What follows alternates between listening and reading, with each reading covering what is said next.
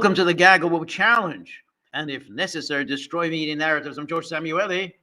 It is now 9:10 p.m., a little late here in Budapest. Really, really depressing. Just to get that out of the way right away. You know, days brutally short, and the unbelievable thing is that it's still only late October. Well, it's the last day of October, actually.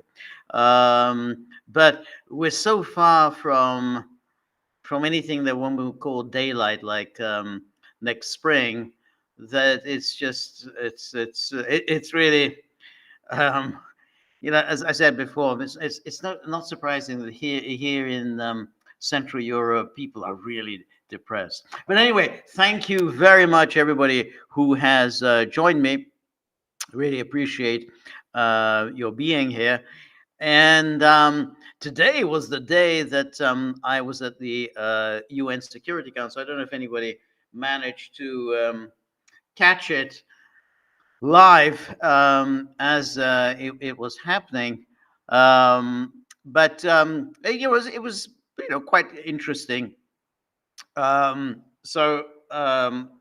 who saw it would let's see, what's this a problem here with it? Okay. And if anybody could have saw it, there were two briefers, some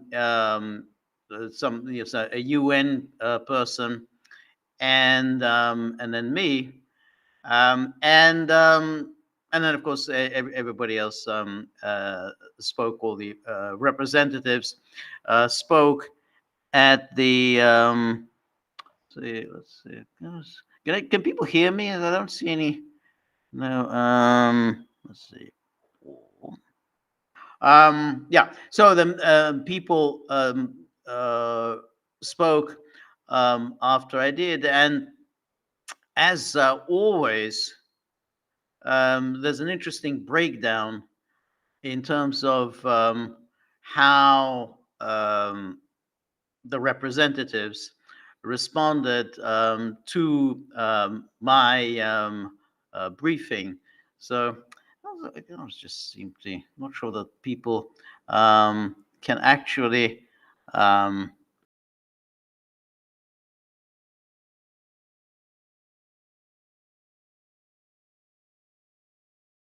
and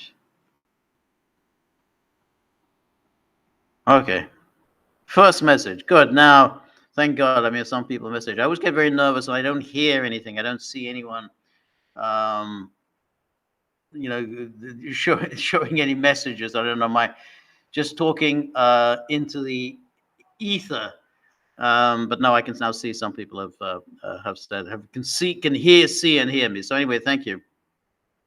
So what happened after I spoke is you had the representatives of the Esther Dillendam says we're just under the Weltschmerz muffler, the Weltschmerz muffler. That's good. The Weltschmerz. Yeah, that's a good one. I feel very much for you with the Weltschmerz. Um, and then 20 times 20 goes says, good to hear and see you. Thank you very much. It's good to see you as well. So the way it was worked is that the representatives of the NATO powers, that is from the US, the UK, France, just simply ignored that I had even spoken. So really the done thing is that when you have briefers, then when the Security Council representatives speak, they say, well, thank you very much for to our two briefers. But in this case, when they came to the UK, France, the United States, they only thanked the UN person who spoke, and then just simply pretended that I didn't say anything. Just something they just didn't even acknowledge my existence. And then you had the those who, I think this was Ecuador, Slovenia, Algeria, Sierra Leone, Malta, Guyana. So they didn't exactly thank me, but at least they did acknowledge my existence. They say, we took note of Mr. Samuel's briefing. We took note. Algeria said, I listened very carefully to Mr. Samuel's briefing. But at least they acknowledge it, and they refer to me by name. They just said they took note of it. So, but there was no thank you. There was no. Well, thank you very much. That really was really interesting. Russia and China both thanked me and thanked me by name. Russia was obviously the most warm in its thanks, but the Chinese was also thanked me by name. Peculiarly enough, Japan thanked me, but did not thank me by name. So they said they thanked the Japanese representative thanked the UN person, but but it said, and thank you to the other briefer. So I was just the other briefer. I don't have a name, but nonetheless, it was a thank you, and I wasn't expecting that from the Japanese representatives. Now, what was interesting is, okay, so you had the UK, France, and the United States. So they did exactly what they did the previous time. Essay de Lindin says, home of Jacques Derrida. Yes, well, the late Jacques Derrida. 2020 Co says, is it okay to call you George, or should I say Mr. Sam? Mr. Sam, I think it's better to call me George. I'm not sure I'm a huge fan of Mr. Sam. But anyway, US, UK, France, exactly like last time, didn't even acknowledge my existence. Now, South Korea also, the South Korean representative also did not even acknowledge my existence. Just simply thanked the UN briefer and then just went off. But no thank you or even acknowledging. You know, they couldn't even bring himself to say, that's a take note. Yes, exactly. Take a note. That's like, you know, they didn't even take note of my briefing. But what I thought was most annoying was Switzerland. Switzerland is currently holds the presidency of the UN Security Council. So the president, was that TJ 5314 says, I'll bet that your last name doesn't translate well in Japanese. Yeah, that's a possibility. I did think about that when he said the other briefer, it's like he can't quite, first of all, either he can't quite remember my name, or if he tried to say it, he thought that he would mangle it. So he decided not to take any risks, and he just said the other briefer. But nonetheless, he at least broke ranks from the NATO gang just on this one issue. So I was saying the Switzerland. So the woman from Switzerland, she presided over it. She was Madam President. And I refer to her as Madam President, though at one point, accidentally, I said Mr. President, but I corrected myself. So Madam President. And so she was the last to speak, because, that's what happens when you hold the presidency. You let everyone else speak, and then you say, now I will speak in my own personal capacity, or rather in the capacity of the country that I represent. And she also did not acknowledge my existence. And I thought that was very rude, because after all, she was the president of the Security Council meeting. So she should have acknowledged my existence. But she really didn't. And she even after I finished my little address, she didn't say thank you. She just immediately opened the meeting to anyone who wanted to speak. And so Switzerland was taking a very strongly pro-NATO position. I thought this was pretty disgusting, because here Switzerland was not only the president of the Security Council, but Switzerland is supposed to be neutral, and here she was as strongly anti-Russian as all the NATO gang. So that was rather disappointing. And you know because you really think in terms of that somehow if Switzerland should maintain some kind of a distance from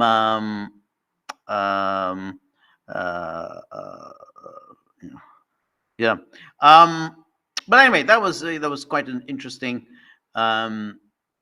meeting, and you do kind of think in terms of if you're a representative of Russia, you go through these meetings, and you're basically mostly attacked. One other person, I forgot to mention that Mozambique, the representative of Mozambique, also thanked me. So Russia, China, Mozambique thanked me. Japan thanked me without mentioning my name. And then DJ posts the picture from the meeting. Yeah, that's the picture.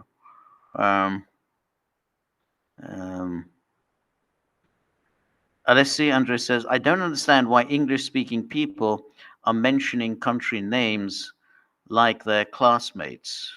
Huh.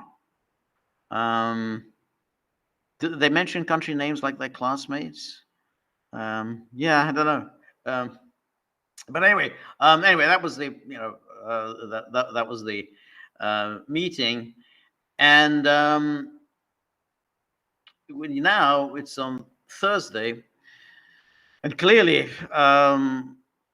the eyes of the world are not really on Russia and Ukraine and so on, but on this election on Tuesday. Now, as I said when during our last meeting, I do think that Trump is ahead, and I do believe that there are plans for the big steal to take place next week. Hence the insistence on claiming that the polls have them it's in a dead heat, because I don't believe that it's if the polls are in, say it's a dead heat, then Trump has to have a lead. It simply is an impossibility that doesn't have a lead. And I think the tell is where is if you look at the blue states, and then you look at the red states, who's making inroads where? So we had Trump today campaigning in New Mexico. Now, New Mexico's now a pretty solid blue state, and Harris is ahead in New Mexico, but nonetheless, she's not ahead in New Mexico in the way that Biden was ahead there, or in the way that Hillary Clinton was ahead there. So it's not quite in the margin of error. I think she has something like a 7-point lead, but nonetheless, it's closer than the Democrats would have liked. They places like New Mexico, they expect to win in a blowout. So she doesn't have that, and even in all the various blue states that Democrats expect to win comfortably, it's nearly always, Trump is doing much better than they would have expected him to do. So then the question is, are there blue states that Trump has a shot at taking? And that I think is going to be the tell on Tuesday, because if Trump can really make a good showing, a good fight of it, say in Virginia, in New Hampshire, and in Minnesota, then the steal becomes much more difficult, because then no one's going to believe a Harris win in Arizona if, say, Trump is taking Virginia. I mean, I don't know whether Trump is going to take Virginia. So DJ says, anyone have a link to the video? The only link that I've seen is still the one at the United Nations site. So you can go to the UN site and get that. But it's still not up on YouTube, which kind of annoys me. I mean, I was hoping that it would already be on YouTube, but it's not on YouTube. So we'll see whether that happens. Anne Marie, it's good to see you. Anne Marie says, "Good evening, George and Gagglers. I'm very impressed by your speech. Thank you so much. And appearance to the UN Security Council. Heartfelt congratulations." Oh, thank you so much, Anne Marie. Really appreciate that. But as I was saying, I don't know whether you heard it. Switzerland is currently holding the presidency. I guess it's the last day. It's October the 31st, so it's the last day of Switzerland's holding the presidency of the Security Council. But this woman who represents Switzerland, the permanent representative of Switzerland, was really quite discourteous towards me. First of all, she looked bored while I was speaking. She didn't seem to be, didn't seem to be listening. And then, as I said, when the time came for her to speak in her capacity as the representative of Switzerland, in other words, she was the last speaker. Everyone else has spoken. She was the last speaker because she's the president. She didn't thank me. She didn't even acknowledge that I'd spoken. I mean, so she was taking the line of France, the UK, the United States, and South Korea, which is just simply pretend that I hadn't said anything. So Switzerland seemed to identify itself really with the most extreme position on the Security Council, because, as I said, the others, which was Ecuador, Slovenia, Algeria, Sierra Leone, Malta, Guyana, they just said they took note of my briefing. So they just took note. They didn't thank me. They just took note of it. But that's what I would expect from her as the president of the Security Council. But instead, she just took the British, French, and American position, which is that just pretend that I didn't exist. And I thought that was not nice. I think if you're going to be the president of the Security Council, you have to at least show a certain measure of courtesy. So I thought it was disappointing, but it's also, I guess, a reflection of how much Switzerland now has moved over into the NATO camps, at least in its kind of public position in its public foreign policy. It was supposed to be a neutral state, and yet Switzerland doesn't seem to be a neutral state. Anyway, Anne Marie, thank you very much. Thank you very much for your generosity. I really appreciate that. That's really good. So DJ has posted a link to the meeting. I think if you're going to listen to what I said, then just I think I start speaking about 15, 20 minutes in or something like that. Anyway, but anyway, so going back to the election, I don't see Harris at the moment making any kind of inroads in any of the red states. I mean, no one is pointing out that, well, she's making a real fight of it um, in uh, DJ says Trump tie about 24 minutes. Yeah, I was wearing a Trump tie. I was thinking of what tie should I wear, and I thought, yeah, I'll do the Trump tie thing, the red tie. So yeah, yeah, in about 24 minutes in. Um, um, and Anne Marie says that Switzerland is just a disgrace. I'm feeling ashamed. Yeah, yeah, I was very, very, very disappointed. I thought that was just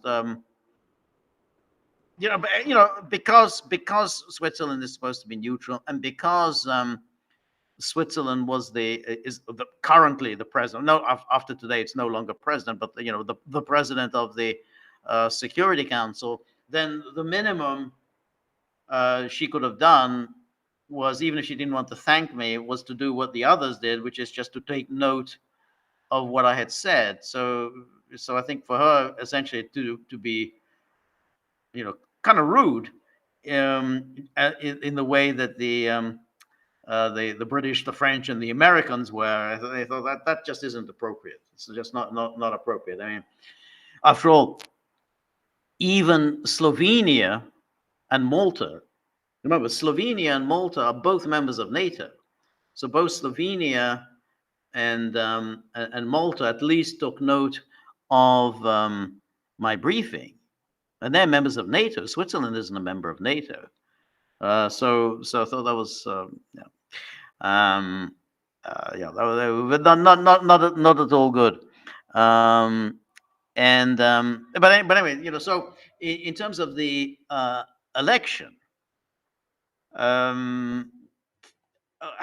as I said, they're obviously getting all set for the big steal, so they have to make it plausible, and that I think is the key the key ingredient, which is that you have to make it believable that she had won, I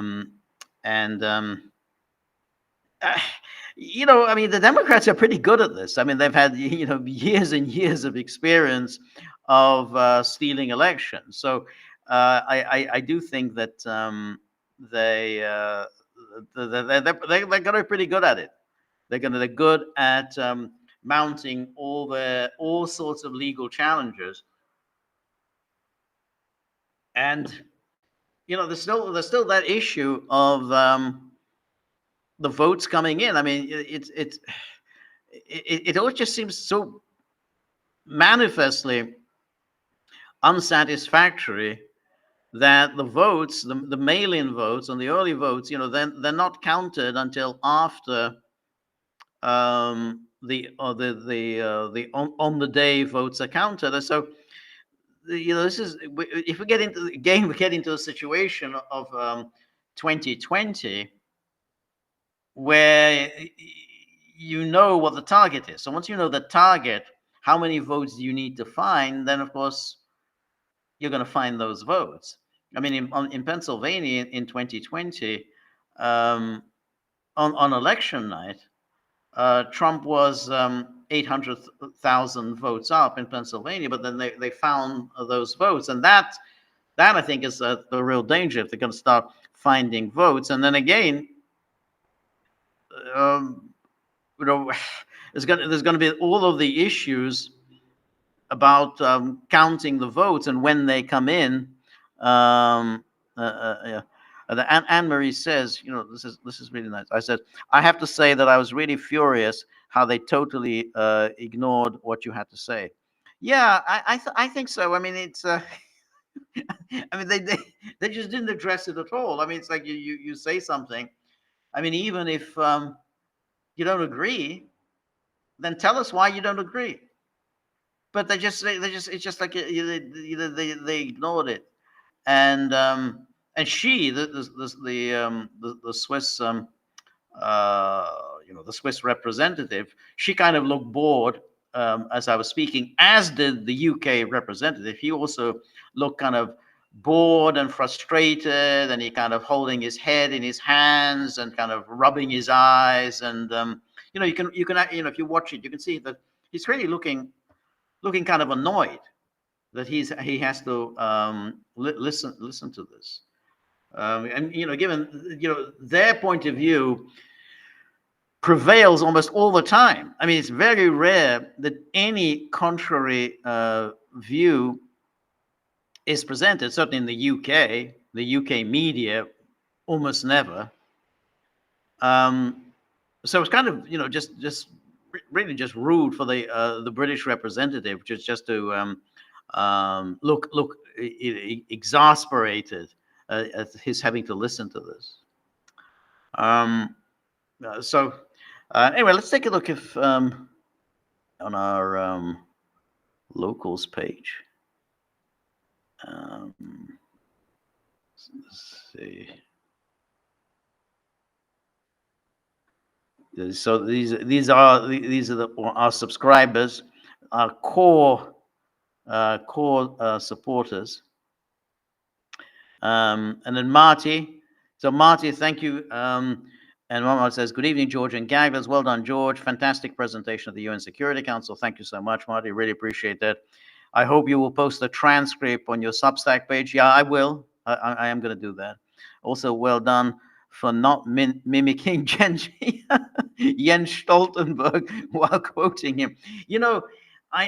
As I was doing so, during my speech, I was quoting Jens Stoltenberg, and I almost got into the into my usual thing of quoting him, but I held back, and I thought that no, that might be a little bit too much.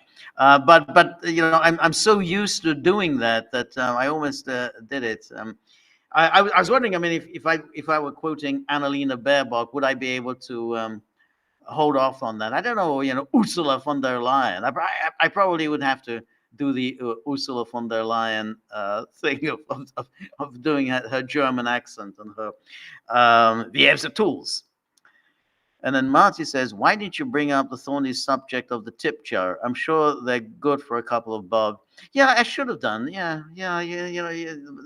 exactly. So look, you're not doing a whole lot of good there. Why not cough up a little bit of money for the tip jar? But incidentally, I mean, I did get the impression as they all gave very short, perfunctory presentations, and you kind of think, what's really on their minds? Because some of them, particularly the UN guy who was giving this briefing, it was just so boring because he was just going through all these different UN Security Council resolutions and so on. Well, the resolution, blah blah blah blah. It was really boring. And I was thinking that it looks to me like they would all rather be somewhere else, and they probably would be. I mean, probably they're already thinking about lunch. It's kind of getting on for lunchtime there, and and probably as this meeting was going on, I was kind of thinking about, they were probably thinking about which restaurant they were going to imbibe in. So it's a very nice gig to be assigned to the United Nations. I mean, you're in New York. You have, well, I mean, I guess it depends on which country, but you have a little bit of money to play with since it is in New York, and you can enjoy some of the nice midtown restaurants around there. So. So you have to show up for these meetings. You give these brief presentations, and you put your hand up, and then it's lunchtime or cocktails. I mean, it's a very big thing. If you're assigned to the United Nations, the cocktails, they have a lot of cocktail parties, because each national delegation, they hold cocktail parties. Well, I guess the ones the ones obviously that have more money to play with. I mean, I don't know whether Mozambique, delegation has too many cocktail parties, but the ones from the more prosperous countries. So that's sort of thing that they do. But Nikki Haley, during the time that she was assigned to she was the U.S. representative at the UN. She really went to town. She felt that the residence that she was assigned really wasn't good enough. So she put a lot of public money, not of course her own money, but a lot of public money into refurbishing her apartment, that she had been assigned, all for naught, because she was there only for a very short time. And so she starts January 2017, and then she quits. Before the midterm. So she quits around October 2018. So she did about 18 months in that stint, because she now really saw an opportunity to cash in. I mean, that was, she did the 18 months of an extraordinarily cushy assignment. I mean, really, in terms of, if you think of government positions where you don't have to do very much work. I mean, being the U.S. representative of the United Nations, I mean, that's you really don't have to do much work. Everything is pretty much decided for you in Washington. I mean, it's the president and the Secretary of State who decide what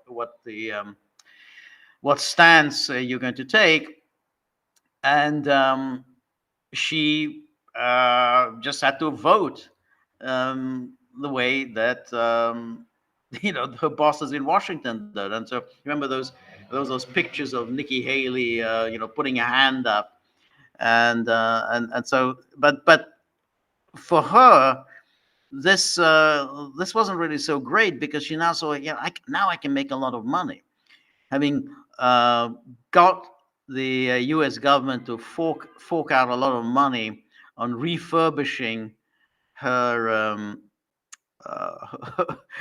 her apartment. Thought, well, now I can cash in, and of course she did cash in. She got a gig at Boeing, and then she became this Uber hawk, knowing she would get all these nice gigs at the defense contractors and so on. Madeleine Albright, who was she also was the permanent representative at the UN before she became Secretary of State. And like Nikki Haley, and I guess this probably is a kind of a woman thing. She also saw these kinds of gigs as opportunities to make money, and opportunities to have a very good life.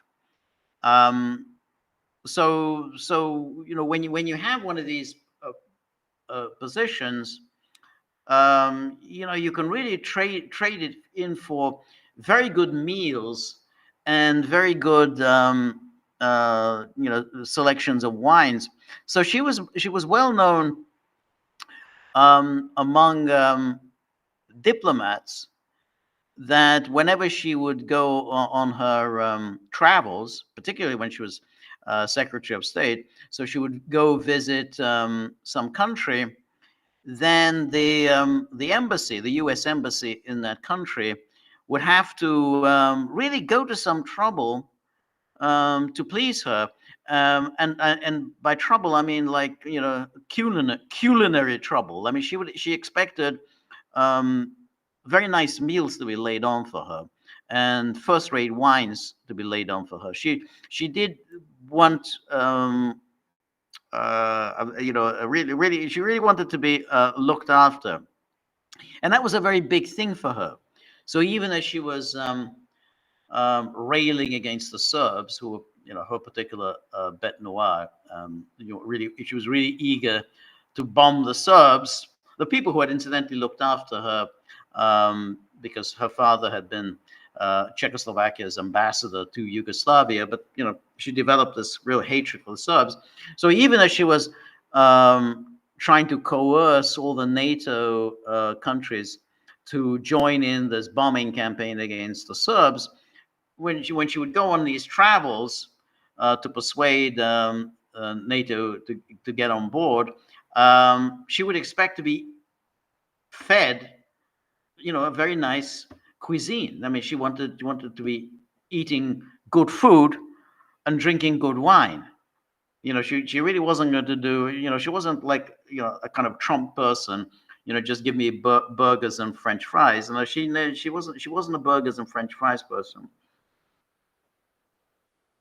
And then, of course, even after she left that job as Secretary of State, she kind of quickly parlayed that into a lucrative enterprise, and set up as some kind of a consultancy firm. So she made an awful lot of money.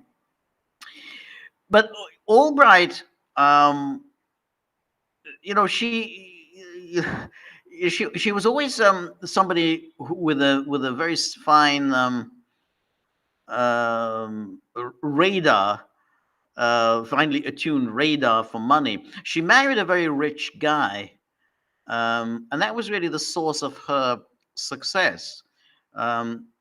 So, I mean, Albright wasn't her name. I think her original name was Corbell. Her father was this Professor Corbell, kind of rabid anti-communist professor. But she married well, and that's what launched her career, because it was by having money, she was able to hold these dinner parties in Washington. She was a real Georgetown hostess, and holding those dinner parties got her known in Democratic Party circles. And that was the way that she became some kind of a foreign policy expert. She's out of nowhere. There was never any kind of. She never had the slightest expertise in foreign policy. I mean, she had studied under Brzezinski, but I don't know what that means. I mean, it's not like she didn't get a PhD or anything. But she had been a student at Columbia under Brzezinski, but she only enjoyed the patronage of Brzezinski because of this money that she had married, and the association with Brzezinski pushed her into the highest echelons of the Democratic Party. So Bill Clinton got to know her. But it's so amusing that people are so stupid and so ignorant. They always assume that somehow the Democratic Party is this dovish party and anti-Cold War and so on. It never was. I mean, there was a reason why Brzezinski was such a big force within the Democratic Party. Not only was he Jimmy Carter's national security advisor, but basically it was association with Brzezinski that secured Madeleine Albright those positions in the Clinton administration. Total disaster. So whenever that subject comes up by the Democrats, and people still talk about this, the Democrats used to be this, or the Democrats used to be that. The Democrats never were that. The Democrats were always the war party. As we said before, when Bob Dole in 1976, when he was Gerald Ford's running mate, and he was speaking at the. Well, I think he was speaking at the vice presidential debate. So I think he was 76. So it would have been against Walter Mondale. And then Bob Dole said, we've had 100 years of Democrat wars. Because it's very important to keep in mind again, the supposed dovish Democrats. So this was 1976, and Carter and Mondale were running as critics of the Ford foreign policy, and Gerald Ford simply adopted the Nixonian foreign policy of détente, and then Carter was attacking that because it was supposedly appeasing the Soviet Union. You have to even keep in mind that George McGovern, who supposedly was a dove, this dove, and while it's true that he was a dove on Vietnam, he wanted to withdraw from Vietnam, he was not a dove when he came to the Soviet Union. Again, even George McGovern was attacking Nixon for neglecting the Jews in the Soviet Union. So, I mean, the Jews were supposedly oppressed in the Soviet Union. They weren't, of course. But McGovern was attacking. So it's important to remember, McGovern was a critic of the Nixon détente policy. So as was Jimmy Carter. And Jimmy Carter, had Brzezinski was his man.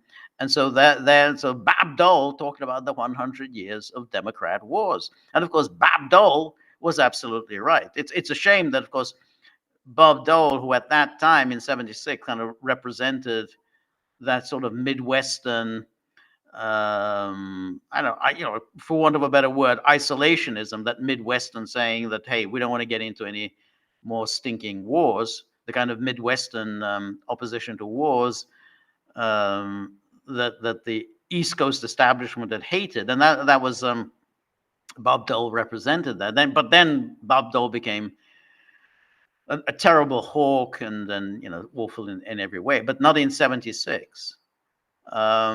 And so with 100 years of Democrat wars, and of course he was absolutely right. I mean, with the Woodrow Wilson, FDR, Harry Truman, always getting Americans into wars, and of course Kennedy and Johnson, and the Republicans were the ones who were trying to keep America out of wars.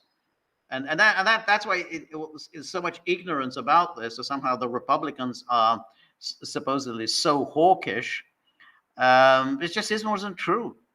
The record is that now there were times, of course, when the Republicans did want to get into wars, and particularly in the Reagan era. But basically, they were adopting a very prudential course. So again, during the interwar years, they wanted to stay out of the war in Europe, and then after World War II, you had Eisenhower, and Eisenhower really was a very, very prudential president. Just basically he didn't want to get into Vietnam. I mean, America was involved in Vietnam, but nonetheless, he wanted to limit American involvement in Vietnam. He would not have undertaken the sort of the reckless actions that Kennedy and Johnson subsequently took, and then of course Nixon was very much in that the mold of an Eisenhower mold, which is very prudential. You want to avoid wars as much as possible. You want to have good relations with your main adversaries.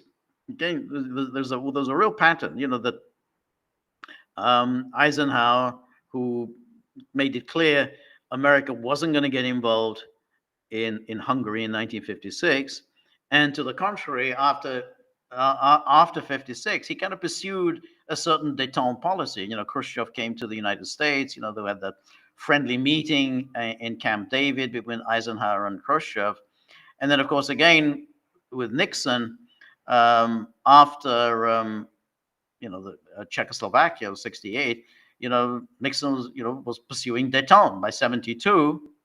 So less than 4 years later, May 1972, Nixon goes to Moscow and signs these major arms control agreements, signed SALT, the first SALT agreement, and then the ABM treaty. So, that was, again, this is a Republican. Of course, the Democrats know this, and the Democrats have always been attacking Republicans precisely that, well, they're appeasing the tyrants. So that's why, Madeleine Albright chose well as to which party she saw her most successful career. And again, Bill Clinton did exactly what other Democrats had done. I mean, you remember, again, you had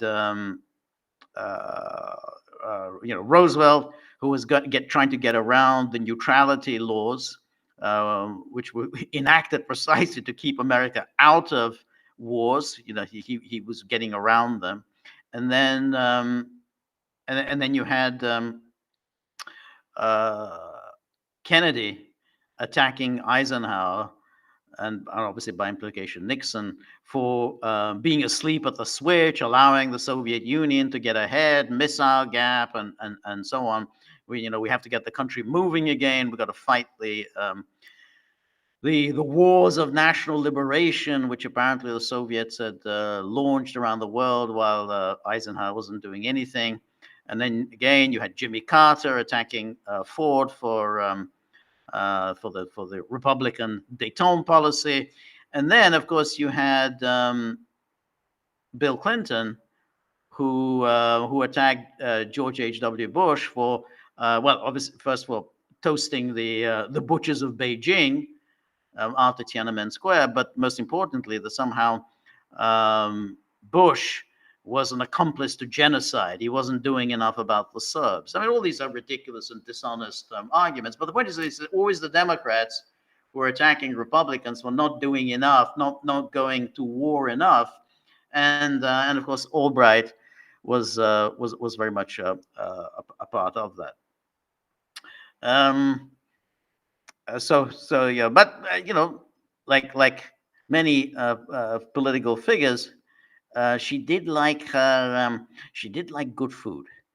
Very, really liked can you imagine, you're working in all these embassies and you know that Madeleine Albright is coming, and the thing that you're worried about most is that she will be dissatisfied with the meal you prepare for her, because she may stay for a couple of days, so she's going to be expect breakfast, lunch, and dinner. So it's got to be you got to prepare a lot of good meals for her. So anyway, let's see.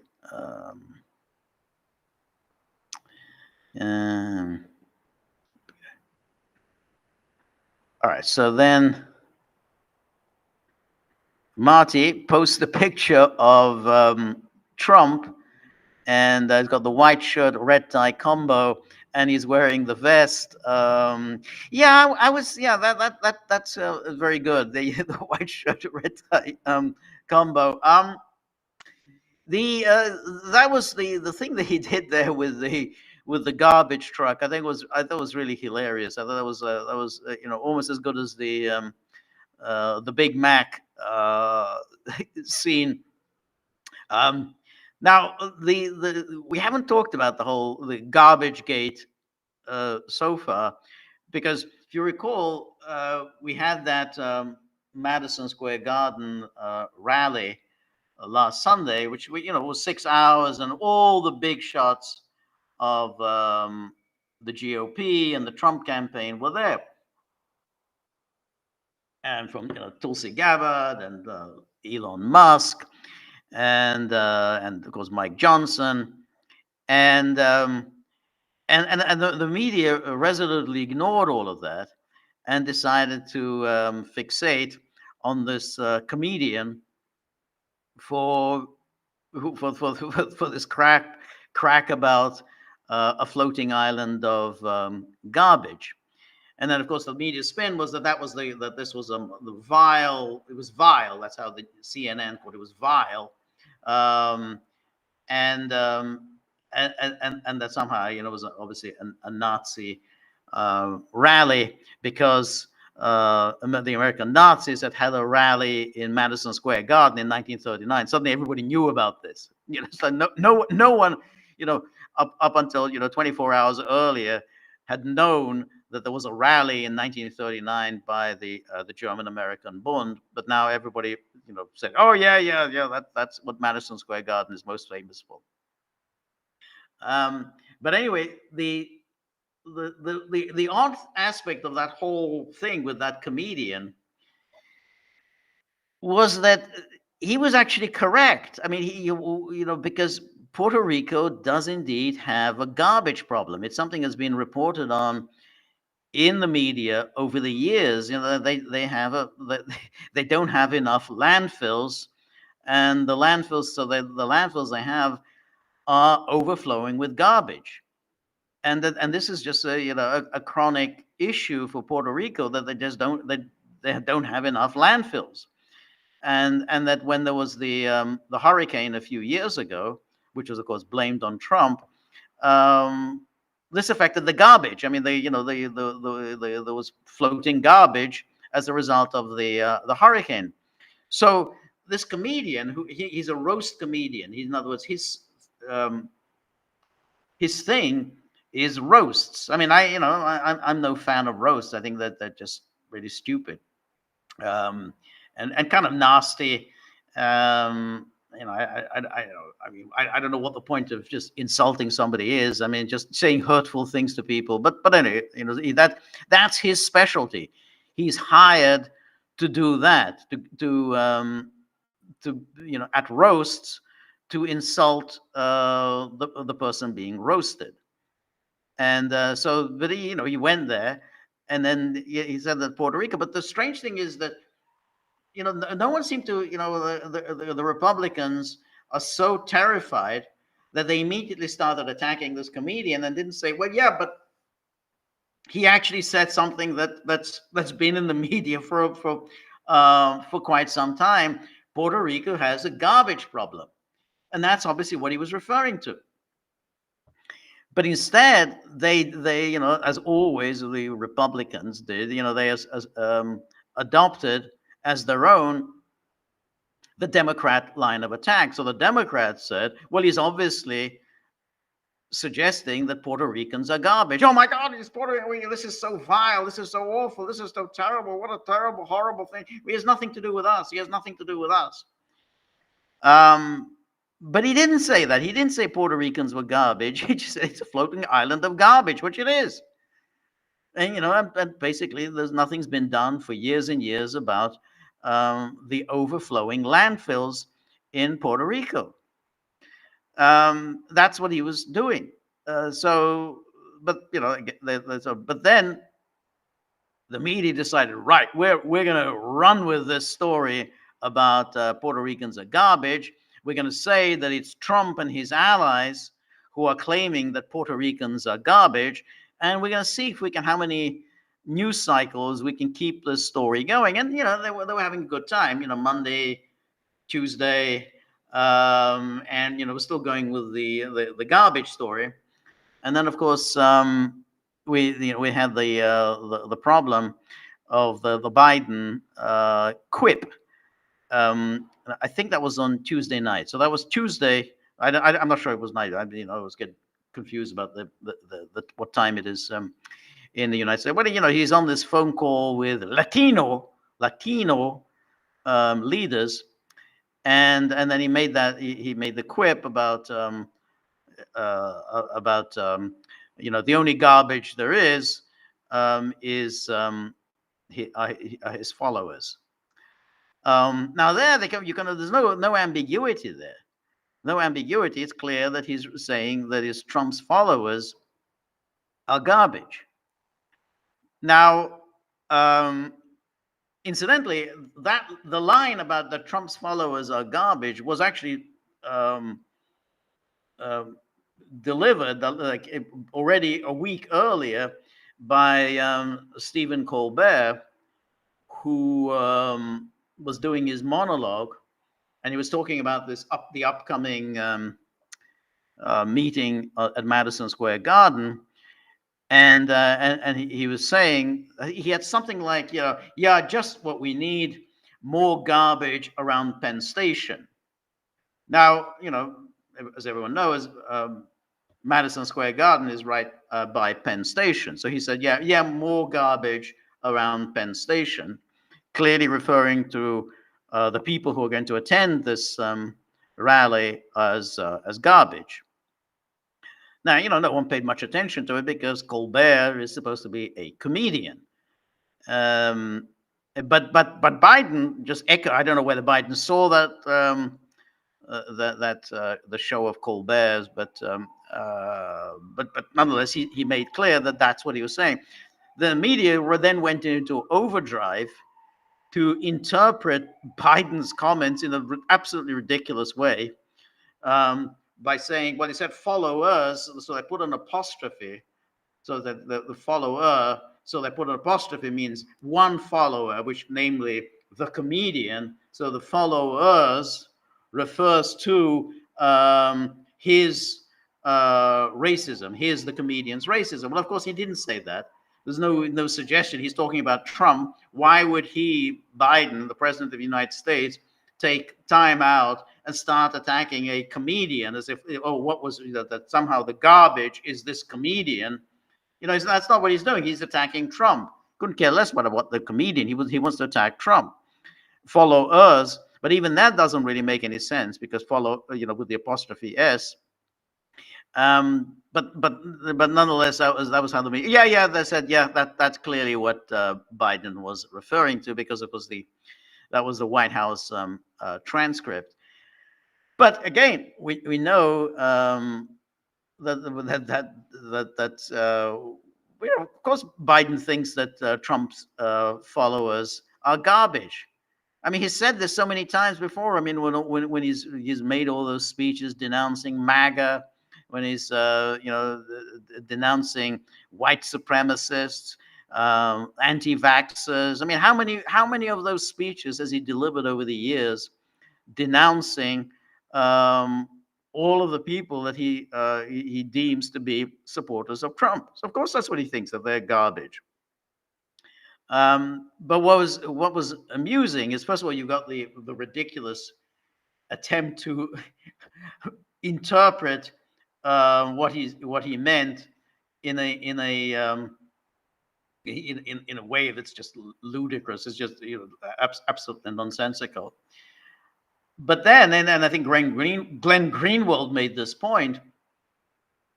If you say that Trump's followers are Nazis, and that he had this rally in Madison Square Garden, which was reminiscent of the Nazi rally in 1939, then why would you be so upset at the notion that Biden was referring to Trump's followers as garbage? I mean, you've just, the media have just said this. They've spent days and days going on and on about this this rally at Madison Square Garden and saying, oh yeah, and of course saying, we had all those stories and we talked about it here, that Trump is Hitler, the fascists, and so on, and so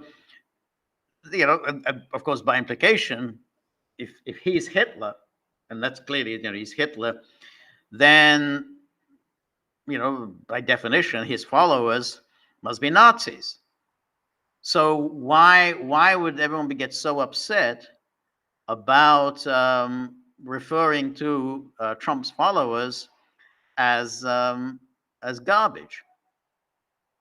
Now you can say, well, obviously that they didn't really mean it. They just think, well, we're going to insult Trump, we're going to insult his followers.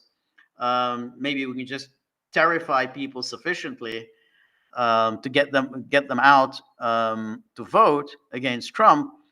But if you start referring to Trump's followers as garbage, that's going to turn people off.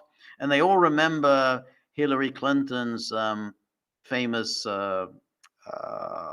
basket of deplorables comment from 2016. They said, oh, no, we can't do that. No. We didn't mean to say Trump's followers were garbage. Absolutely, quite the contrary. We don't mean to demean and denigrate anyone who doesn't vote the way we want them to vote, that they vote for the opposite candidate. No, heaven forbid that we would talk like that about somebody who doesn't vote for our candidate. But that's obviously what you do think. It's like after calling Trump a fascist, Nazi, Hitler, and all this time, and then somebody, takes it upon himself to shoot Trump, which is what you would expect if you keep saying that he's Hitler. Then somebody's obviously going to pick up a gun and say, "Well, if he's Hitler, I got to take him out because, it's the most justifiable murder there is the murder of Hitler, the murder of anyone who is aspiring to be Hitler." So they knew perfectly well when you keep calling somebody Hitler, just like they knew perfectly well in 2015, 2016, 2017, 2018, when they were calling Trump an agent of the Kremlin's, that somebody's going to take it upon himself to say, "I got to do something about it." And of course, they have. I mean, we had the shooting that took place at the congressional baseball game, and the person who did take a shot at the Republican congressman at the baseball game was driven by Russiagate. And so again, the people who start shooting at Trump now, they think, "Hey, this is Hitler."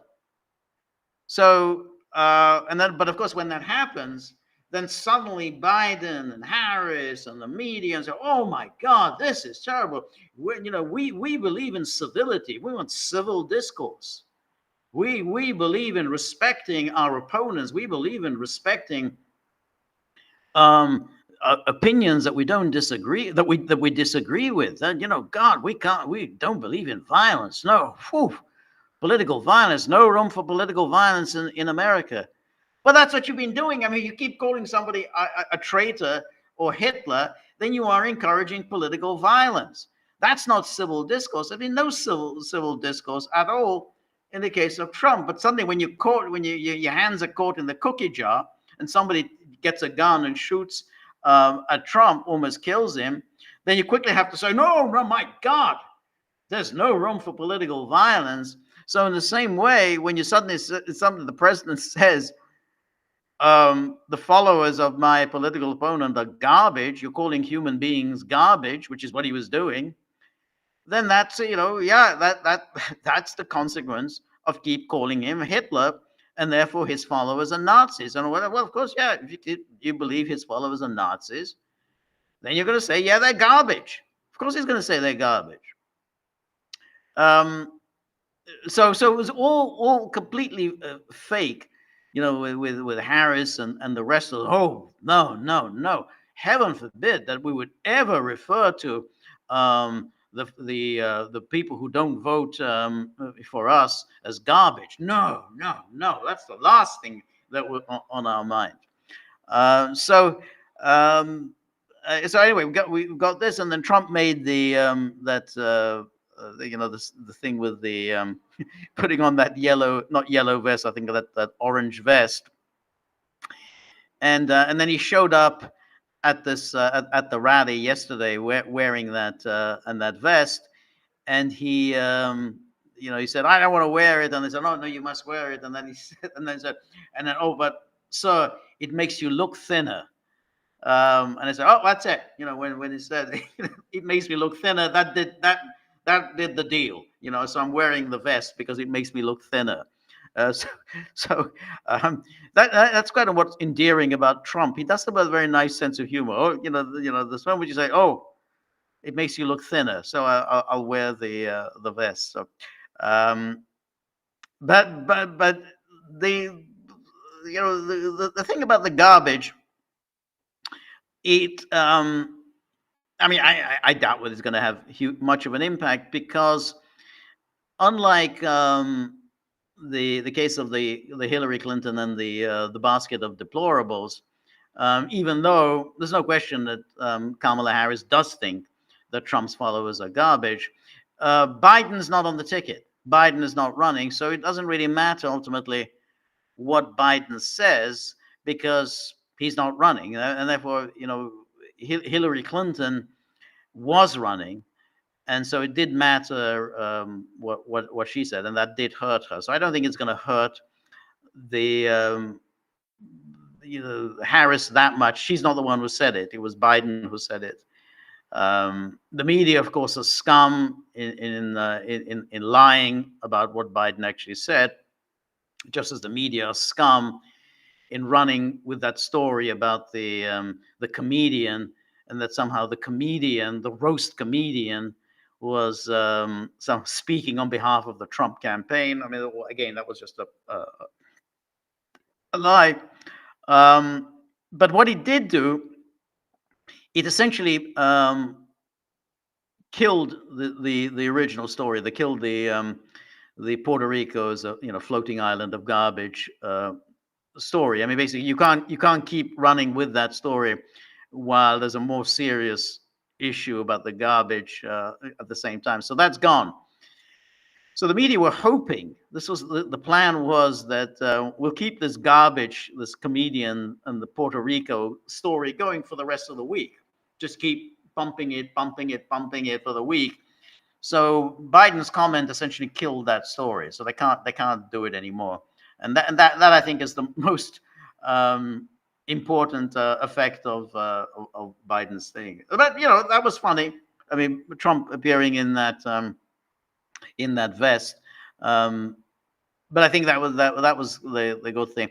What I'm not sure about, and this is where the people who say that Biden did this deliberately, Biden was deliberately sabotaging Harris's campaign because he had this phone call.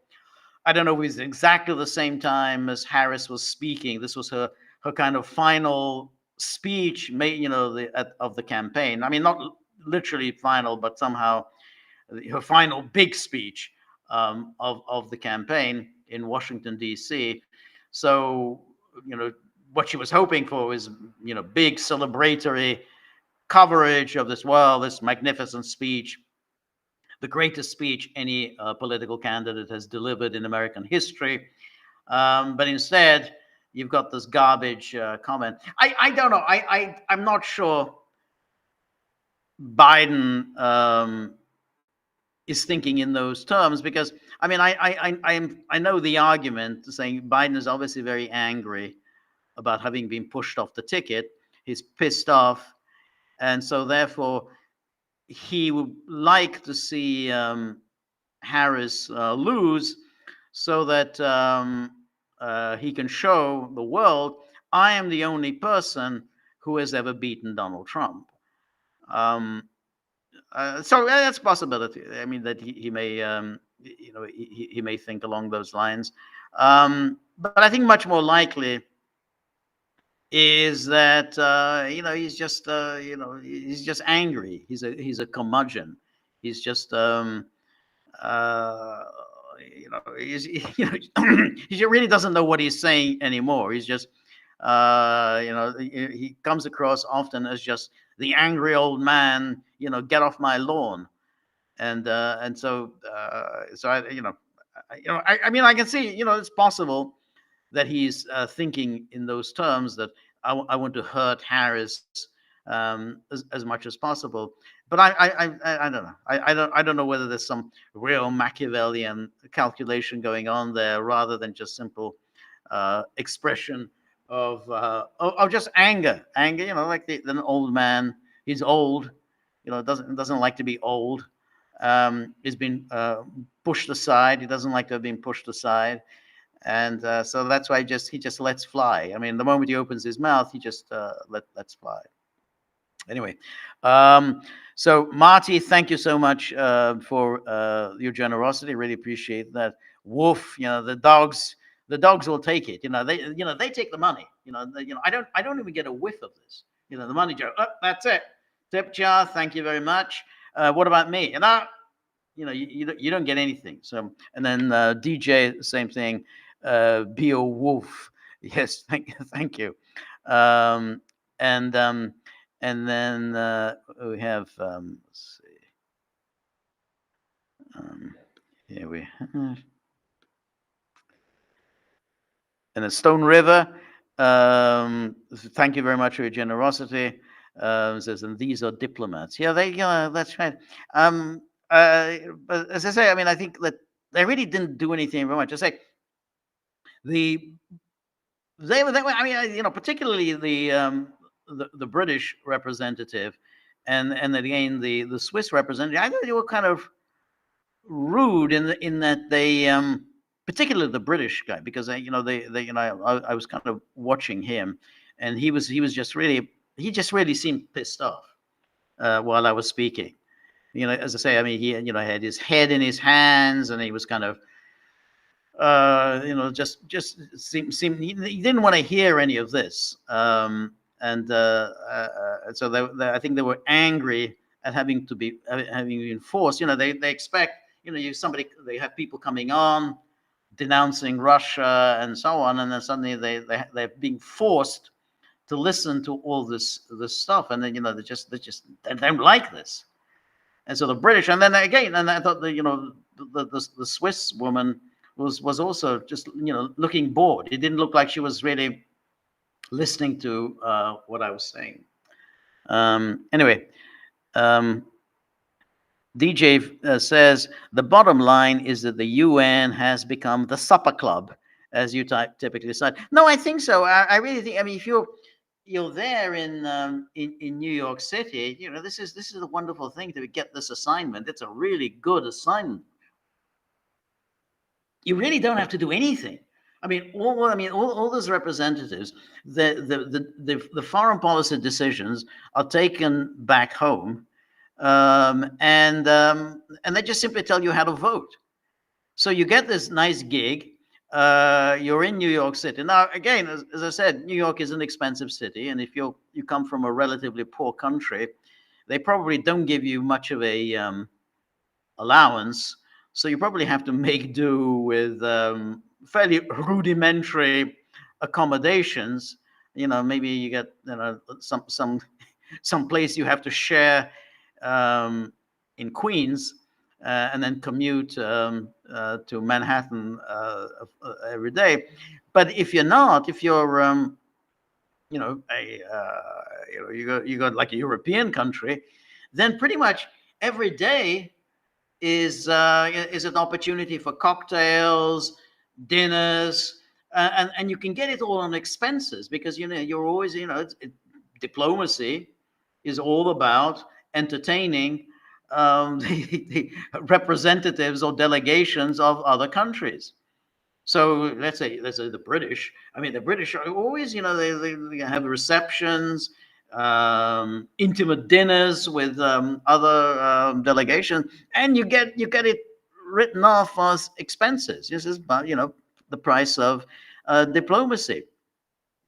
And the great thing is that they just don't have to do any work. It's not like, hey, well, don't I have a lot of work to do? No, because these presentations that they deliver at the Security Council, they're very short. They're basically going through the routines. They've said all this so many times before. We believe we have to follow such and such a resolution, and Russia's terrible, horrible. Russia must withdraw from Ukraine. Blah blah, and that's it. You've done your bit. And then the meeting comes to an end, and then it's lunchtime. And then so your main preoccupation is, I wonder which French restaurant we should go to for lunch. So I don't know if people have seen the French Connection. So the French Connection. When you have those the two drug dealers who they're being shadowed by Popeye and his sidekick. I've forgotten his name of the sidekick. So these two drug dealers, Fernando Rey, they're walking around. This is somewhere in the Midtown area, and then they go to some French restaurant, and then you kind of go through it's a very lengthy sequence in the film where they go from one course to another. So they start off with some snails, and then they, we just watch them eat. We don't actually hear their conversation. These two basically drug dealers. So they, snails. Then they go to the French onion soup. Then they move on to the meat course. So meat is being sliced. Then they go on to the dessert. There's they have room for a dessert as well. Then they move on to the coffee and brandy. This is in the meantime, Popeye and his sidekick, they're eating a pizza, and it's cold. I mean, this is a New York winter. It's a cold winter. They're eating a pizza outside, watching these two drug dealers. But the point I'm making is that I think that's kind of how they live, these diplomats in New York City. They've got this, one of the greatest gigs ever assigned to the United Nations. You have a nice expense account, and you go to all these really nice midtown restaurants, and you're probably sitting there during these meetings, wondering, I wonder what restaurant I'm going to go to for lunch today. Anyway, and DJ says, "How was the buffet?" Well, yeah. Well, I don't get that. I don't get a buffet. But that's what happens when you. Well, first of all, I mean, even if I was there in person, no one would have entertained me. So, but at least I was. When you're online, you get nothing. Anyway, Marty says, "Did you see Bill Clinton's speech in Michigan? A truly disgusting man." Let me read this. Bill Clinton in Michigan. "I understand why young Palestinian and Arab Americans in Michigan think too many people have died. I get that, but Hamas makes sure that they're shielded by civilians. They'll force you to kill civilians if you want to defend yourselves." Yeah. That's right. It's Clinton is so he's a kind of, he was always an absolutely disgusting human being, and I mean, remembering him from his days as president, the man who kind of bombed the Serbs. Now he himself didn't care very much one way or the other, but he saw that as an opportunity to redeem himself after the sordid Monica Lewinsky case. But now he's going to show that what a tough guy he is, what a tough foreign policy president he is. So he bombed the Serbs. Madeleine Albright is a different case, but it was Clinton who ordered, and Clinton just regaled the audiences with absolute lies. I mean, the day that he announced the bombing of Yugoslavia, it was a lie after lie after lie. It was just shocking. I mean, it's not really, it's par for the course for Clinton, but he just came up with these absolute lies in order to justify the launching of his the bombing campaign. And but he just didn't care about that. I mean, his only motivation at that moment, this was March 1999, was that people would forget, what he had just gone through, which was that this really, really sordid impeachment story, when people were, reading about this really kind of disgusting things that he was doing with Monica Lewinsky, who at the time was 20 years old, 20 years old and working for the president. So I mean, a truly loathsome creature. But in his defense, and I don't think it's much of a defense, he did have a certain personal charm. I mean, he was able to get people to like him. That doesn't mean that he was charming or that there was anything likable about him, but he was able to persuade people to like him. something that his wife, his horrible, evil Harridan wife, was never able to do. I mean, she just simply used her connection to him, her appropriating the Clinton machine within the Democratic Party to launch a completely phony political career, but which failed ultimately because she was so unlikable. She was not able to present herself as a likable person. And so, but that's another one of Clinton, Clinton's legacies, is that he gave us that horrible woman. So Clinton disappears from the scene, 2001. He's gone 2001. For the next quarter of a century, we have to put up with that awful, awful person, his wife. And she's still around. She's still peddling all, Russiagate and everything else. So, I mean, so the Clinton legacy is just ghastly. And again, as we talked about Madeleine Albright, we have to thank Clinton for foisting Madeleine Albright on us. One thing people can look at, and I think it's on YouTube, is when Madeleine Albright was confronted when she went to the Czech Republic. I think it must have been around 2004, 2005. She was promoting her book, one of those ridiculous book, trying to make out that she was very, very Czech, because Václav Havel had wanted Madeleine Albright to run as president of the Czech Republic. Again, she's so Czech, hardly spent any time there. Anyway, she was promoting this book, and then these people, these were Czechs, they confronted her at the book signing,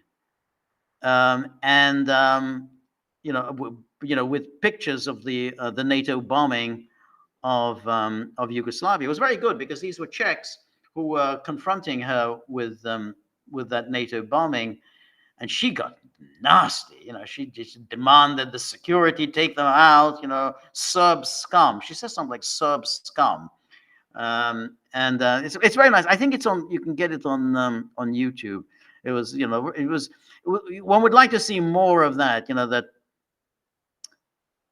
political leaders being confronted. Instead of enjoying their nice, peaceful retirement, where they can go on counting their money, a la Albright, eating their good meals, a la Albright, but wherever they go, they're confronted by people and shown pictures of what they've done. One would like to see more of that. So that's really nice. Anyway, Aristotle 1 says, "Well done on the speech, George. Thank you so much. Really appreciate that. Really quite an achievement. And you are, in my view, on the side of the angels against the U.S. empire, which is becoming increasingly toxic." Yeah, I'm on the side of the angels. All right. Yeah. Thank you so much, Aristotle. Then he says, then Aristotle goes on. "I have been thinking about why I diverge from your view on BRICS, despite your usual good sense. I have 3 points. First, you argue that it is meaningless because it is not practical. I think that, though, that it represents a paradigm shift and acceptance that the current system is unfair and harmful. Once this shift happens and people don't accept something, real change is inevitable, however it appears." I mean, I don't disagree with you, and I think that I like the idea of BRICS, and I like the idea of creating an alternative system of power, of financial power, economic power, political power. My only issue is that we're a long way from that. We haven't achieved that, and there's also the other aspect of it, which is that if you're going to do that, with BRICS, that BRICS isn't exactly a supporter of national sovereignty, and that one thing that would be nice is if BRICS departed from the various globalist agendas when it comes to in the World Health Organization, when it comes to the IMF, when it comes to pandemics. But BRICS doesn't do that. I mean, if you read the BRICS statement, much of it could easily be found in the statements of the WF, the World Economic Forum. So at the moment, I don't see the kind of alternative models that one would need, the kind of respect for national sovereignty, which would have to, which would be the alternative to the globalist order led by United States, the UK, the NATO gang. But anyway, Aristotle goes on. The second point is that the challenge it gives to the neocons is likely to make them more arrogant and toxic to drive the change. Third, if there's a collapse in the US financial system, the various BRICS nations will not prop it up, but move to an alternative system. So it seems that you're not looking at the instability of the US side. Well, but I mean, is there the capability of BRICS to provide that alternative? I mean, there may well be a financial collapse. I mean, I'm not saying they won't happen, but I'm not at all sure that BRICS will be able to provide that alternative. As I said, I think that I'd like to see more progress towards creating that alternative financial system. I'd like to see some movement to creating an alternative reserve currency and some movement, because that's really the issue. The issue is that the United States can use the dollar to bring other countries to their knees.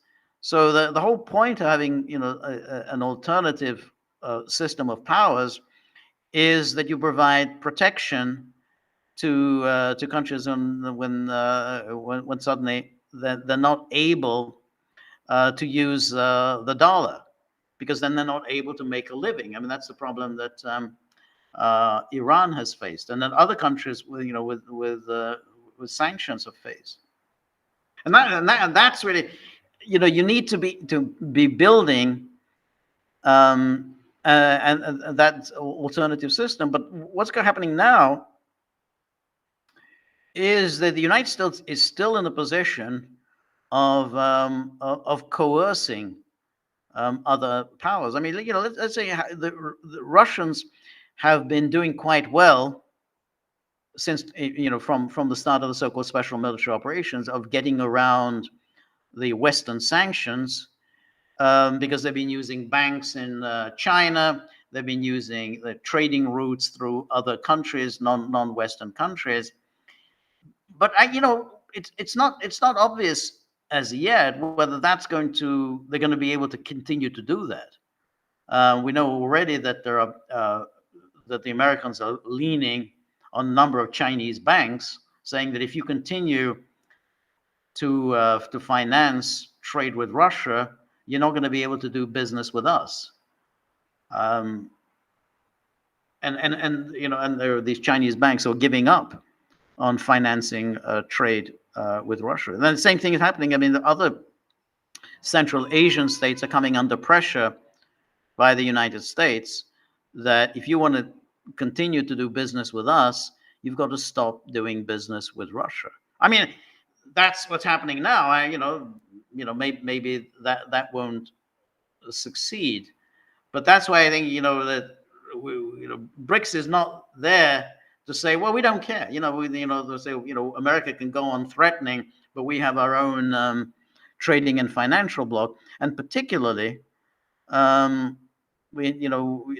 have an alternative to the SWIFT system, and that hasn't happened yet. So, maybe I like the idea of BRICS. I'm just not happy about those who kind of are claiming that, oh, we've already created this alternative, everything is great, and somehow America is much diminished, when it's the pressure is coming all from the American side. Again, we don't know as yet whether it'll succeed, but we know that the pressure is coming from the American side, which is they're trying to lean on other countries either not to join BRICS or to stop doing business with Russia. Anyway, but thanks very much, Aristotle, for your observation.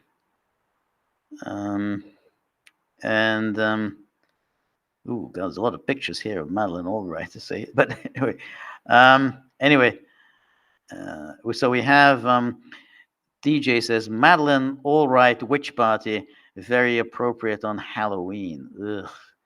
And then Mojo in 1982 says, "Hi George, I hope you're well. Congratulations on your speech at the UN Security Council. Thank you so much."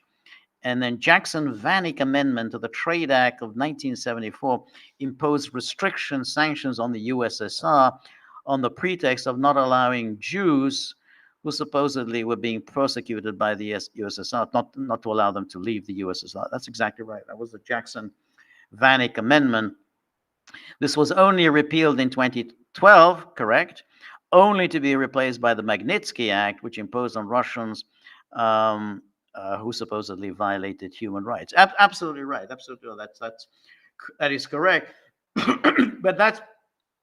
but what you're saying here, 1974, was that this was an attack on the détente policy. They attached this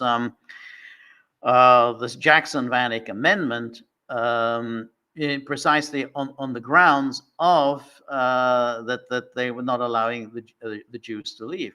But keep in mind, this was all kind of disgusting, because essentially the Jews of the USSR were really the only people who were being allowed to leave the USSR. So no one else was allowed to leave. You couldn't just simply leave the Soviet Union. The Jews were, but there were some restrictions placed on the Jews. I mean, for they had to pay an exit tax, and they had to pay back some of the money that had been spent on them on their education. Because again, if you look at it from the Soviet leaders' perspective, they were saying, well, hey, these Jews, they've got some of the best jobs going in the USSR in science and engineering. It came about through the education that we provided them. So a lot of money was invested in their education. They worked in some of the most prestigious industries of the USSR. Now, if they go to the United States, all that knowledge that they learned working for us, that is now going to be put to use in the United States. The United States will derive all of the benefits from our investment. So that's why they put some restrictions on that on the exit. So you can see the Soviets were not really happy about that. But the goal was always that Israel needed people. So Israel had the chronic problem of insufficient population. So this was where was the a large group of people that can do something to replenish Israel's population. It was clear that the Jews in the United States didn't want to leave the United States. They had a very nice life in the United States. They didn't want to abandon that and go and live in Israel. And the same goes for Jews in Europe. And so essentially, here's a source of Jews who can be put to use in Israel. And so that was, hence the pressure that was applied, in the mid 1970s, that the Soviet Union released them. and then they go to Israel. That helps Israel's manpower shortage. Of course, they didn't all go to Israel. They went to other places. They went to the United States, and have had, of course, a baleful influence on the United States, because, of course, they came with all their baggage, with all the kind of Russophobic baggage that was always likely. And so then they grew up became people like Max Boot, devoted themselves to influencing American foreign policy in a Russophobic direction. So that was, I mean, America got absolutely nothing out of this, and at least the Soviet Union got a very troublesome population, out of their country. So like you can go, we won't have this headache anymore. But America got nothing out of it other than Max Boot. Anyway, Marty says Tony Hinchcliffe. Yeah, Tony Hinchcliffe is that the comedian. But no matter how many times you say Tony Hinchcliffe, I know I'm never going to remember his name, because I'd never come across him until this that Madison Square Garden event, and I didn't know anything about this, sort of the whole roast thing, which again I've never liked. It's just, I don't know, kind of embarrassing when people just throw around these real insults. I mean, but anyway, that's his thing. That's how he makes money. Is he's famous for being for insults. And DJ puts an excellent illustration of George discussing the tip jar with Buddy. Yeah, it does. That's exactly right. It doesn't go well. It really doesn't go well, because they're very unsympathetic to me. Their view is that your problems are your own. We're not really interested. We just want to see some money, and so forth. It's always a painful encounter. I have to do it again tomorrow. And then Marty says, remember the 5th of November. Will Americans accept the result of the election? That's a very good question. If the Democrats don't win, they will definitely not accept the result. I think there will almost certainly be riots throughout the country. I think that it's going to make the summer of George Floyd, a peaceful idyll in the countryside. It's going to be a real violence. And what will happen, similar to what happened in the summer of 2020, which is you'll have Democrat cities and Democrat states doing nothing to bring these riots to an end. So I think there's going to be really, real violence. And so they're not going to call in the National Guard. The Democrat governors are not going to call in the National Guard. And then Biden and Harris, the Biden-Harris administration, will also not call in the National Guard. So I think that there'll be just absolutely rampant violence. Precisely that if Trump, that in other words, we'll have riots throughout November and December and into January, and so Trump will take over a country that's seething with ferment, and then it'll basically be, it'll set the tone for the Trump term, because now he's going to have to deal with essentially a country on the brink of civil war.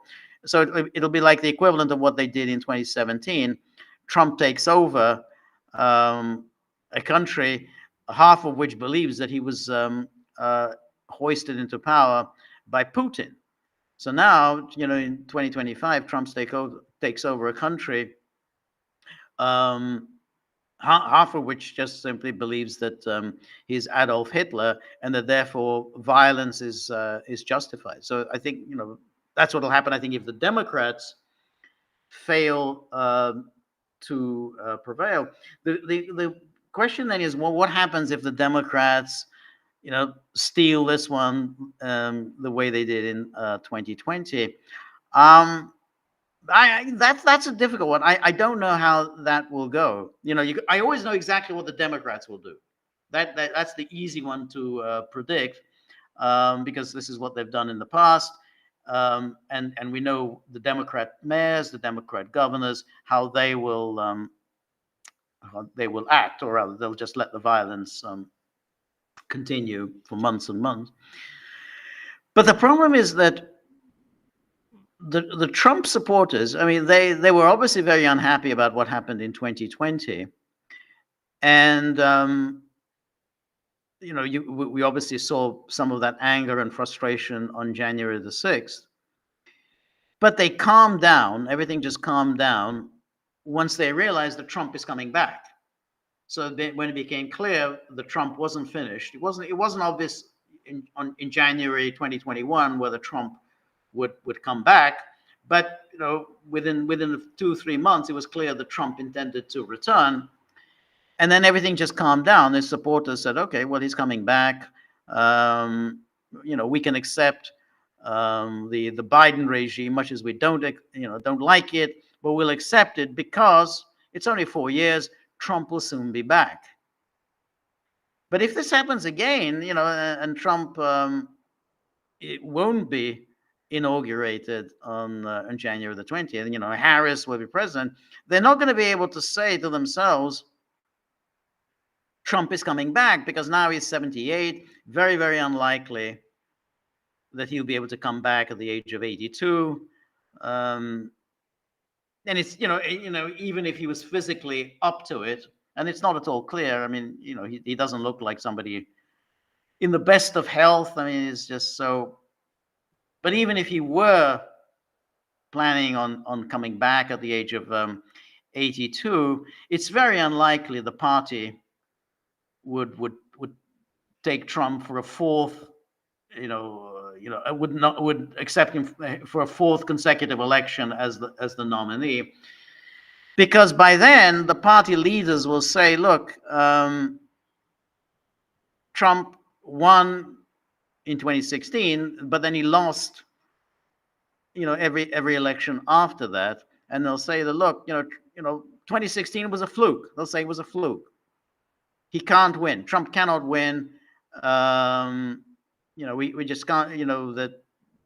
There's just, it just happened. It was like the perfect storm that he won in 2016. But he'll never be able to replicate that. And I think that will be their attitude. And so therefore they'll say we have to move on. And I don't think that even if Trump were to attempt to come back at the age of 82, that the party would allow him. They'll just say, no, this, you're going to lead us to yet another defeat. You will always lead us to defeat. We just have to accept we got lucky. In 2016, that we can't get lucky ever again. What then happens among his followers is I'm not sure. And there may well be opportunity for violence. The problem there is, of course, that in that case, if the Trump followers try to resort to violence, the government won't hesitate to use violence against them. So that's the difference. If when it comes to the Democrats, the government will not use violence against them. But if it's Trump supporters who try to use violence, the government will use them, and government will then crack down against them. Either way, it's kind of bleak. I mean, the way you look at it, whichever way it goes, I think there's going to be violence. I think there's going to be this simply neither side will accept the outcome. So anyway. So the Marty shows us a picture. She's behind you. I think is that Robert Redford? Madeleine Albright, Witch Party, very appropriate on Halloween. Yeah, horrible. Oh, God, what an evil-looking woman. Her eyes are following me. Yes, that's true. Yeah. So the people should take a look at that picture of her horrific person. And then here we have, this is burying the bodies. Let's take a look. This is the picture. I think I remember this picture. This was the ceremonial groundbreaking. The National Museum of American Diplomacy, 2014. Digging in with me from the left, former Secretary of State Clinton, Albright, Clinton, Kissinger, Albright. Then we have Kissinger. Then we have Kerry. Then we have Baker, and then we have Powell. Yeah, thank you for digging up that photograph. Um, yeah, okay. Yeah, breaking ground. Oh God. Yeah. Anyway, and then DJ says it makes me want to paint the portrait of Madeleine Albright based on the Dorian Gray painted by Ivan Albright. Yeah. That it's very much a case of yes, very much a picture of Dorian Gray. And then Anne-Marie says, so Israel wants Hitler to be the new U.S. President, and thus, according to their logic, would be garbage as well. Yeah, I actually think that Israel really doesn't care very much. I mean, I think Israel just does its own thing.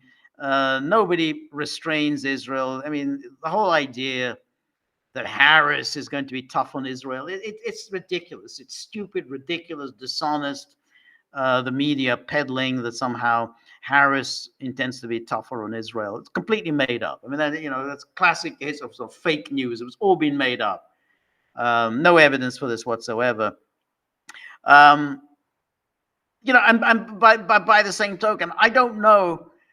I tend to think that Trump will be very compliant with Israel. I mean, I think common sense would suggest that that's what will happen.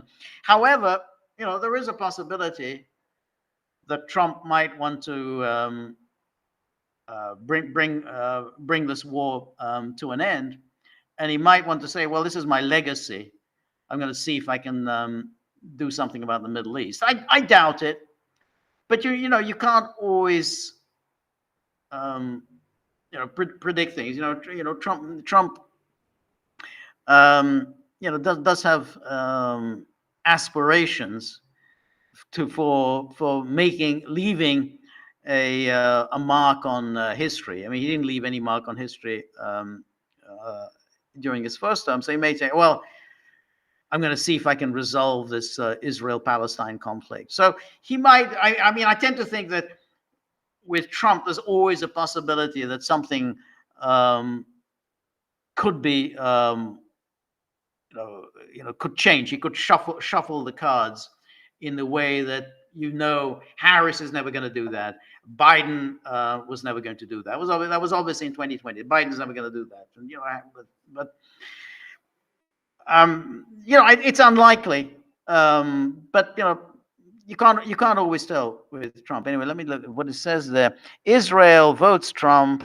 That's but that's right. Yeah, Hitler. Israel votes for Hitler, and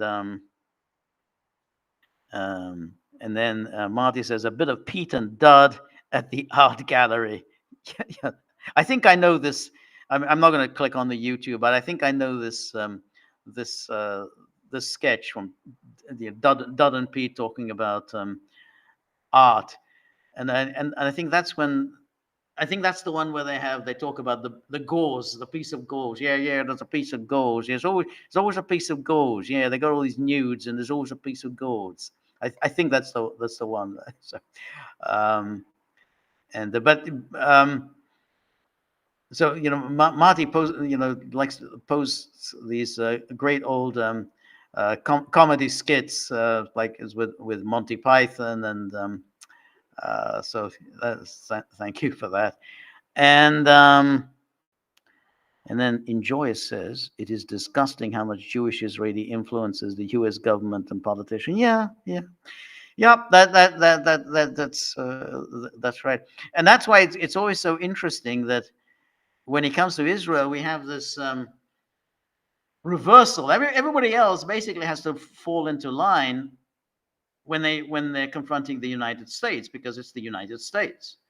The United States is a very big, rich, powerful country, and you are a very small, insignificant country. And if you want to survive, you have to do what the Americans tell you to do. And that's obviously logical. But Israel, which is also a small country and is wholly dependent on the United States, that doesn't apply at all, because Israel just has a special dispensation. The Americans supposedly, again, we don't really know about this, but that's what the media tell us, that somehow the Biden administration is leaning on Israel to do this, and this, and Israel says, nah, we're good. We're not going to bother with that. So that's it. Don't do this. Yeah, we are going to do it. Don't go into Rafah. Yeah, we're going to go into Rafah. Don't escalate the war in Lebanon. Yeah, we'll escalate the war in Lebanon. So the one time it seems as if America managed to lean on Israel to act, with some restraint, was in this case of Iran. This was a very limited attack on Iran from Israel, and you have to wonder, why did Israel do that? I mean, maybe Israel is reluctant to get into a war with Iran, but I don't think that was the calculation, because I don't think Israel is that reluctant. I think the Biden administration, for once, leaned on Israel not to go over the top in attacking Iran. And I think the Biden administration calculation was that this might harm Harris's prospects of winning, because if there's an almighty explosion in the Middle East, then it's going to reflect badly on Biden and Harris, like it's a world out of control. So they have to present things. Everything's under control. Everything's cool. Safe pair of hands. However nonsensical it is, but at least that's the impression that Biden and Harris want to do. God, it's another picture Marty is presenting us. That's another Albright. State Department portrait initiates reality. God, you could see her appalling narcissism. I mean, she was a real kind of narcissist with all these pictures of her. I mean, how many times is she going to pose in front of portraits of her? And why does she have these portraits? I mean, she was a terrible Secretary of State. Again, the only thing she's famous for is having initiated and organized this bashing the Serbs. That's it. That's her claim to fame. Oh yeah, I organized the bombing of Yugoslavia, a country that had actually treated my family rather well. I did that, and that's my claim to fame. And then, of course, I mean, as everyone else points out about her famous comment with Leslie Stahl on 60 Minutes about the 500,000 Iraqi children deaths, and she thought that was worth it. But those are the two things that she's famous for, and she gets all these ridiculous portraits. Anyway, my time, unfortunately, has come to an end. Thank you, everybody who has who joined me. Thank you for Jay Vinensky says, well, if you said every other word, I'm sure you put them to sleep at the UN. I didn't say every other word. I mean, that's if you listen to my speech, it was a very crisp speech. So I don't think I put them to sleep at the UN. But I'm sorry if you feel sleepy now. It's quite late here, so I'm feeling a little bit sleepy. But I'm trying to do my best. But anyway, I I have the dogs to confront tomorrow. They're going to say, what the hell have you been doing? Well, not much, I'm afraid. But that's my problem. Thank you, everybody who contributed. Thank you, everybody who put some money into the tip jar. We're going to have some more podcasts over the weekend. I think we've got some very interesting guests coming up. And next week, next Monday, we're going to do a live stream with Peter. And then on next Tuesday, I will be doing my solo. So thank you, and see you very soon. All the best. Good night. See you. Bye-bye.